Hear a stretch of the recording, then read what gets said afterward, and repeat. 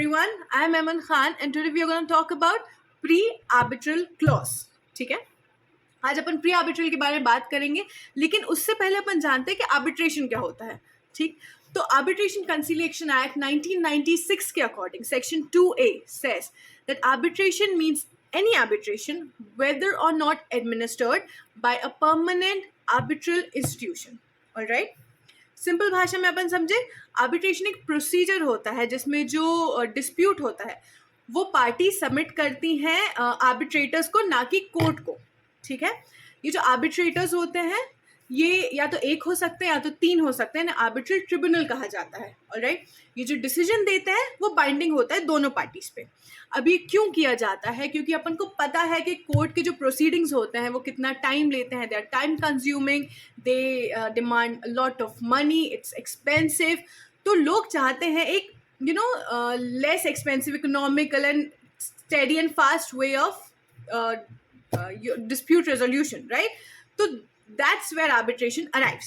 ठीक, तो अपन को समझ में आ गया आर्बिट्रेशन क्या होता है. जब डिस्प्यूट हुआ, ए और बी के बीच डिस्प्यूट हुआ, कोर्ट जाने के बजाय उन्होंने ये डिसाइड किया अपने कॉन्ट्रैक्ट में, जब वो कॉन्ट्रैक्ट बन रहा था या बाद में, they decided and they included that into the contract कि अगर अपने बीच डिस्प्यूट हुआ तो अपन कोर्ट जाने से पहले आर्बिट्रेशन को ज़्यादा प्रेफरेंस देंगे, कोर्ट से पहले आर्बिट्रेशन को प्रेफरेंस देंगे और अपन अपना डिस्प्यूट वहाँ रिजॉल्व करवाएंगे.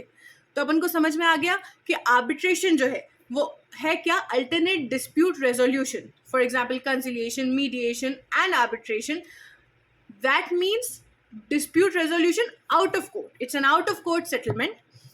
आर्बिट्रेशन के जो डिसीजन देता है arbitration tribunal, that is binding on both the parties. ठीक है, on the parties of dispute.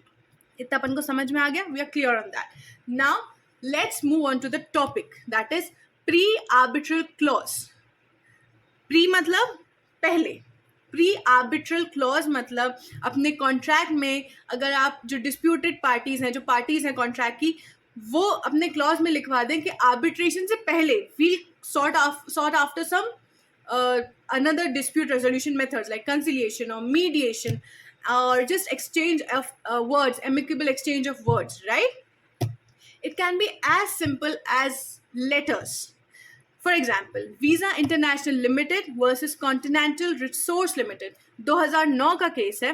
इसमें सिर्फ जो एक्सचेंज ऑफ लेटर्स हुए थे पार्टीज के बीच, उसको भी प्री आर्बिट्रल कंडीशंस मानी गई थी. ठीक है, उसमें ये बोल दिया गया था कि आर्बिट्रेशन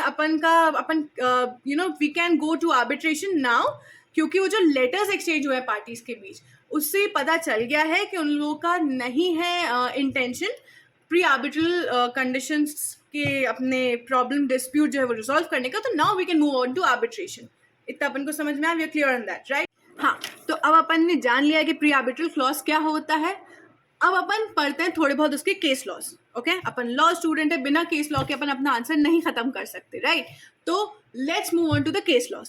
सबसे पहले अपन कवर करते हैं Bombay high court. Okay, the case name is Tulip Hotels Private Limited versus Trade Wings Limited. ये है 2010 का केस. ठीक है, इसमें ये हुआ था कि जो डिस्प्यूट की पार्टीज थी उन्होंने अपने कॉन्ट्रैक्ट में ये डाला था कि अगर हमारा डिस्प्यूट हुआ तो हम आर्बिट्रेशन में जाने से पहले कंसिलिएशन में जाएंगे. मतलब हम पहले एमिकेबल कॉन्वर्सेशन से या कंसिलिएशन के थ्रू अपना डिस्प्यूट रिजॉल्व करने की कोशिश करेंगे. वो अगर नहीं हो फिर हम आर्बिट्रेशन में जाएंगे. मतलब उनका जो कंसिलिएशन था वो उनका प्री आर्बिट्रल क्लॉज, वो उनकी प्री आर्बिट्रल कंडीशन थी. ये क्लॉज उनके कॉन्ट्रैक्ट में उन्होंने इंक्लूड करवाया था.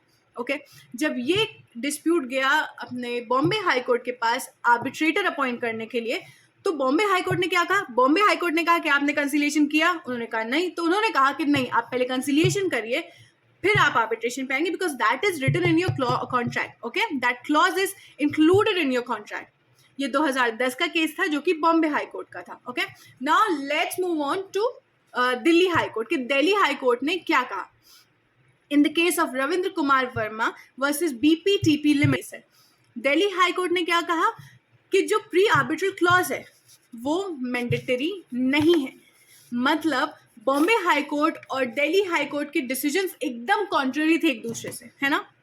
अब अपन आते हैं कि सुप्रीम कोर्ट क्या कहता है. ठीक, तो ये केस अपना आ गया demerara distilleries private Limited versus demerara distilleries limited. 2014 का केस है ये, सुप्रीम कोर्ट का।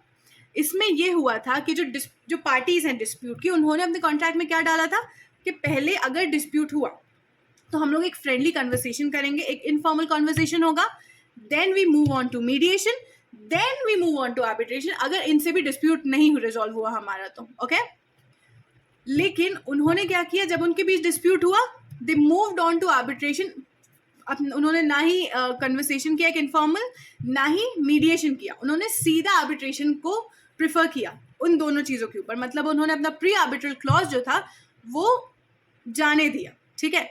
तो सुप्रीम कोर्ट ने इस पर क्या कहा, नहीं, मैंडेटरी है pre arbitral clause. That means आप पहले एक इनफॉर्मल कॉन्वर्सेशन करिए, फिर उससे भी नहीं बात बनती आप मीडिएशन करिए, उससे भी आपका डिस्प्यूट रिजॉल्व नहीं होता, then you move on to arbitration. तो अपन को क्या पता चला कि बॉम्बे हाई कोर्ट ने कहा दैट इट इज मैंडेटरी, ठीक है। इन the case of 2010 Delhi high court, what does that says कि मैंडेटरी नहीं है।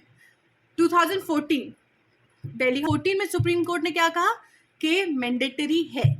तो अपन ये अपन को पता चल गया है कि अपना जो जुडिशरी है वो भी इस टॉपिक के ऊपर क्लियर नहीं है। कुछ कोर्ट्स बोलते हैं कि वो मैंडेटरी है, कुछ कोर्ट्स बोलते हो क्लियरली दैट्स नॉट मैंडेटरी। तो अभी ये बोलना कि ये मैंडेटरी है या नहीं है, it's very difficult. Okay, thank you so much.